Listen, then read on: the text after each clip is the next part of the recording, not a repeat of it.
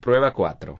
La estatura de Juan Diego. Resulta asombroso, por no decir ridículo, que nadie se cuestione que una tilma que mide 172 centímetros por 103 centímetros de ancho, que representa el frente de la vestimenta de Juan Diego, puede ser llevada por un indígena, que en esa época, no era probable que midiera más de 1,60 metros, incluso ahora es poco común ver indígenas que pasen 1,70 metros. Además era demasiado grande para el ancho de su cuerpo, que no debió pasar los 50 centímetros.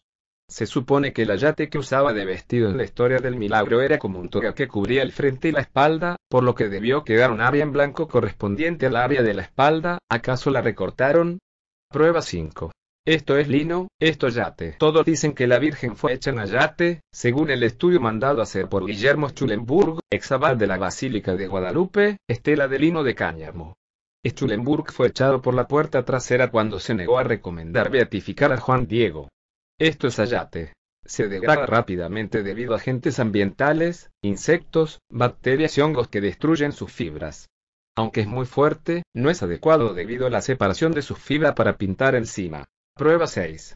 Estudio mandado hacer por Norberto Rivera y autoridades de la Basílica. Leoncio Garza Valdés realizó un estudio de la tilma de Juan Diego en 1999 para el cardenal Norberto Rivera Carrera, arzobispo primado de México, así como las autoridades de la Basílica de Guadalupe, quien concedió una entrevista a la revista Proceso, donde dictaminaron, de acuerdo con un estudio inédito, elaborado por un experto en arqueomicrobiología, la imagen venerada de la Virgen de Guadalupe está formada en realidad por 3 figuras superpuestas, la más antigua de las cuales fue pintada por Marcos Aquino en 1556.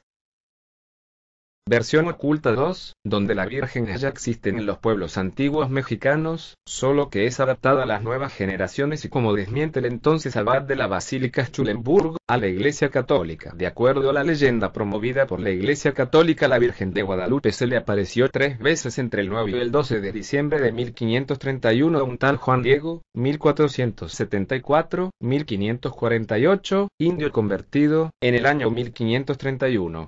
La aparición, supuestamente, tomó lugar en una colina cerca de la Ciudad de México llamada Cerro Tepeyac, lugar que coincidentemente era considerado sagrado y mágico por los pobladores de la región. Los aztecas habían construido en ese mismo lugar un santuario dedicado a la diosa india Tonantzin, mejor conocida como Nuestra Madre. La morena aparición se dice que le informó a Juan Diego que deseaba que se le construyera un templo en su honor y como prueba imprime su imagen en la tilma de este.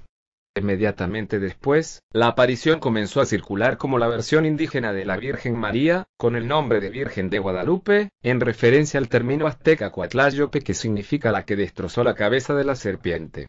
Una vez completado el proceso de sometimiento político, el catolicismo comenzó con el desmantelamiento de la cultura azteca y la colonización mental de los pueblos americanos mediante sangrientas campañas y misiones. Los sacerdotes católicos tenían dificultades en domar y someter el espíritu indígena y en México la Virgen de Guadalupe fue un instrumento fundamental en este proceso. Templos y lugares rituales fueron destruidos y muchos símbolos aztecas fueron adaptados al cristianismo para facilitar el adoctrinamiento forzado a la cual los aztecas y otras tribus de la zona estaban siendo sujetas. Desde entonces el poderoso culto virginal se ha transformado en un icono de la superstición cristiana a través de México y toda la región latinoamericana debido a las mezclas de las tradiciones y símbolos del cristianismo y el paganismo americano. Por ejemplo, la Virgen de Guadalupe es representada parada sobre cuernos de toro, un símbolo de potencia sexual y fertilidad, una luna creciente, el símbolo de las diosas lunares. Hoy la Virgen es un símbolo nacional y su imagen que milagrosamente apareció en la tilma de Juan Diego es una decoración común en cualquier casa automóvil mexicano y su santuario es el más visitado de la cristiandad. Sin lugar a duda, los orígenes de la leyenda y la imagen son cuestionables. Juan Diego ha sido motivo de controversia al ser discutida su propia existencia por algunos historiadores y por el mismo abad de la Basílica de Guadalupe, Guillermo Schulenburg, quien llegó a sostener que la revelación de la Virgen era un invento. Aún así, Juan Pablo II beatificó a Juan Diego en 1990. El abad de Schulenburg no es el único clérigo que abiertamente ha declarado a la Virgen de Guadalupe un invento. Algunos líderes eclesiásticos, informó Associated Press en 1995, sabían que la aparición de la Virgen de piel morena había sido una fábula creada para permitirles a los indios seguir adorando a su propia diosa. Otros creen que los sacerdotes crearon la historia para facilitar la conversión de los indios mexicanos al catolicismo. El entonces abad de la basílica se atrevió a reconocer: todo es un invento, comentó. Se creía que las declaraciones de Schulenburg habían sido publicadas en la revista italiana 30 Giorno I, pero se descubrió que la nota del Giorno estaba basada en una entrevista meses antes Reuters, de la revista católica mexicana conocida como Ixtus. Reuters reportó que en esa entrevista, cosa que todavía afirma Abad, Schulenburg dijo que Juan Diego simbolizaba un matrimonio entre el catolicismo y las religiones indígenas tradicionales y que la beatificación reconocía un culto y no una persona real. Concluyendo las palabras de Schulenburg, Juan Diego es un invento de la Iglesia Católica. No paró allí y llevó su causa al Vaticano diciendo: la existencia del indio Juan Diego no ha sido demostrada. Podríamos obtener muchas firmas de eclesiásticos preparados, así como de laicos intelectuales que avalan esta carta, pero no queremos provocar un inútil escándalo, advirtió en la misiva quien, irónicamente, estuvo al frente del templo mariano durante 34 años. Además de Schulenburg, que a lo largo de todo ese tiempo tuvo la misión de ser el guardián de la fe guadalupana, también firmaron el documento Carlos Arnolds, arcipreste del mismo santuario durante casi todos esos años. Manuel Olimón Nolasco, historiador y catedrático de la Universidad Pontificia de México, UM, y Esteban Martínez, exdirector de la Biblioteca de la Basílica. Abt también reportó pequeñas protestas cuando las declaraciones fueron hechas públicas y que los manifestantes pintaron graffiti en las paredes de la iglesia demandando la renuncia del abad. Poco después Schulenburg renuncia. Esto demuestra que aunque la iglesia llegara a ser honesta y revelara todas sus mentiras, los crédulos no lo aceptarían y se rebelarían contra los creadores de las fábulas. Realmente los religionarios han creado su Frankenstein que los perseguirá y finalmente serán la causa de su debacle como en la famosa novela. Pero estudios recientes de la imagen han alimentado aún más las dudas sobre el supuesto milagro, según Leoncio Garza Valdés, de 61 años, quien en 1999 formó parte de un equipo que estudió la imagen. El manto de Nuestra Señora de Guadalupe no es una pintura sino 3 pinturas, y una de ellas está firmada y fechada. Así es que no se trata de una imagen milagrosa. Fue creada por el hombre, dijo Garza Valdés para la edición del domingo de San Antonio Express News. Garza Valdés, cuyas conclusiones fueron publicadas en la revista Proceso, cree que la imagen de la Virgen no es de origen sobrenatural, y que la figura de Juan Diego es una creación de la Iglesia de la época de la conquista. Deseamos detener la canonización de Juan Diego, dijo Garza Valdés. La Iglesia está cometiendo un disparate. Yo soy católico y guadalupano, pero no soy aparicionista, y no creo en Juan Diego, señaló.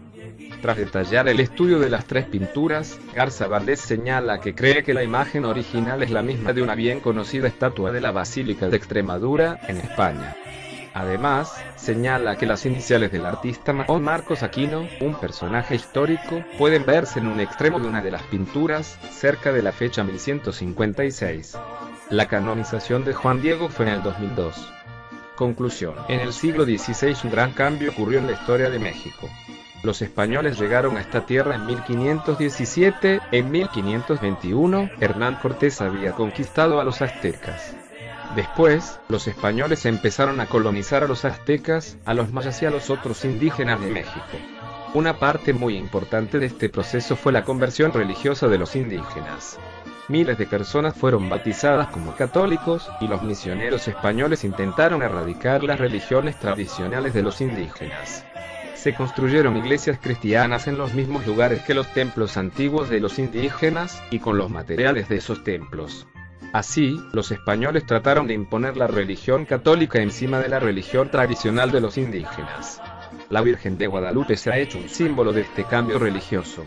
Pero para los indígenas, la idea de Guadalupe no era totalmente cristiana. Según Fray Bernardino de Sahagún, un misionero del siglo XVI, la adoración de Guadalupe era herética.